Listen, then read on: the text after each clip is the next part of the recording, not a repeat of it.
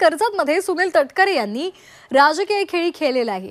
कर्जतमधील अपक्ष उमेदवार सुधाकर घारे यांची राष्ट्रवादीमध्ये घर वापसी केलेली आहे। शेकापच्या मनसेच्या कार्यकर्त्यांचा सुद्धा राष्ट्रवादीमध्ये प्रवेश झालेला आहे।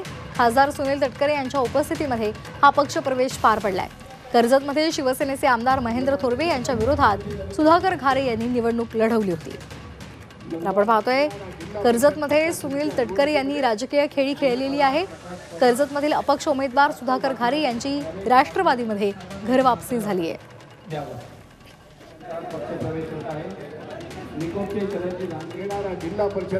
राष्ट्रवादीमध्ये अनेक मनसेच्या कार्यकर्त्यांनी शेकापच्या कार्यकर्त्यांनी सुद्धा प्रवेश केलेला आहे।